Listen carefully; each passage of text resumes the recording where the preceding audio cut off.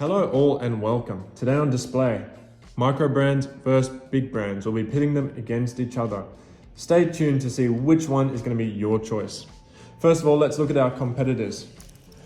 Our first competitor here is the Ulster Nautoscaf 4. Now, Ulster is a British brand and they were around in the 1960s and they did make divers, as this beautiful heritage designing may show.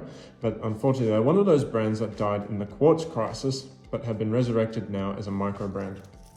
Our second micro brand contender is the Borzell Sydney Diver. Borzell is an Australian brand, with this being a mil-spec designed dive watch. Now to the big brands, we have the Seiko King Samurai, a bit of a classic. I say that often for Seikos, but they really are just classic. Now, and our final big brand is the Alpina Sea Strong Heritage, a limited edition. Let's jump straight in and look at some of the positives of micro brands. Now, what you do get from micro brands is value for money. You get a lot of really interesting specifications that you wouldn't necessarily get from some big brands.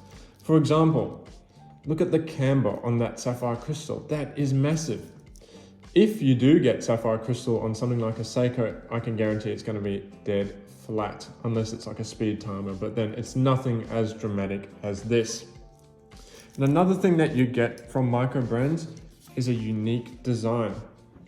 Big brands have already established themselves. They've got their design language and they don't really deviate from that very often. In the case of micro brands, they're small. They can pivot, they can change where they need to. And another great thing about micro brands, I think one of the best things actually, is the direct connection to the brand, to the people behind the brand. You'll find that if anything goes wrong, you can go directly to the people who sold you this watch, and more likely than not, that person is the one who founded the brand, in most cases.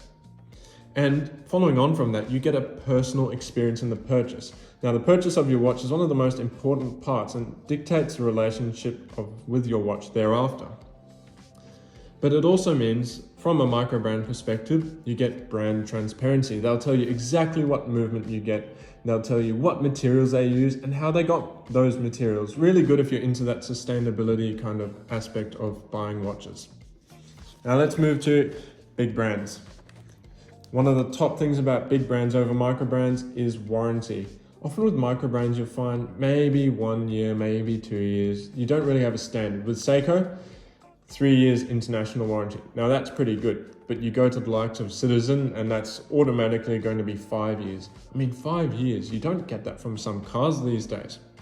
And another great thing that you get from big brands is design know-how. Especially in the case of Seiko, they know how to make watch cases wear comfortably.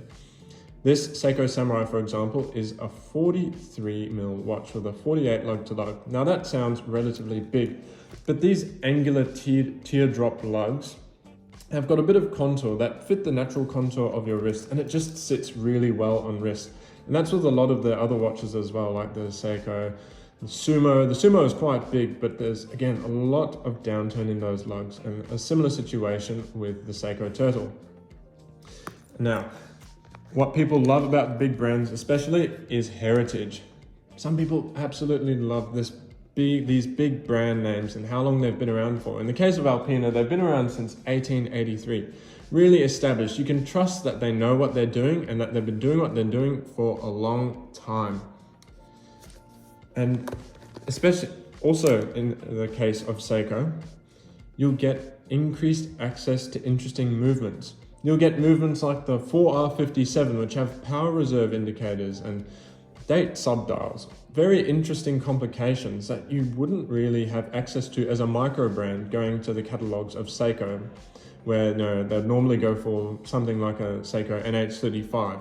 You just get interesting movements and interesting looks. And the final great thing about these big brands is serviceability. For the case of Alpina, they're owned by Citizen at the moment, but if anything were to go wrong, I could send it to a Citizen service center, which I know is available in Australia at the moment. I can't speak for all areas of the world, but I could send it to a Citizen service center and they'd be able to do that. There are a bunch of Citizen service centers that I can send this to, meaning that I would have a bit of peace of mind if anything were to go wrong with it. Now, What are some key takeaways? What questions should you be asking yourself when thinking about buying a micro brand watch or even a big brand? First of all, why am I buying it? Is this expendable fun, or is this going to be a long-term purchase that I'm probably going to be using for the rest of my life? Well, what is it going to be? If it's going to be a long-term purchase and long-term ownership, you have to ask yourself the question, where will this brand be in 5 years' time? Because it's been the case of some micro brands that when it's come to service time, that when people are looking for parts, they're just not there. That these brands don't exist anymore, unfortunately. However, I can say for the cases of Ulster and Borzell, particularly Borzell, which has been around for over 10 years, that these guys will most certainly be around for a while longer. Now, that's my take on it. Let me know in the comments, what would you rather have? Micro brands or big brands? Thanks for watching, and see you guys next time.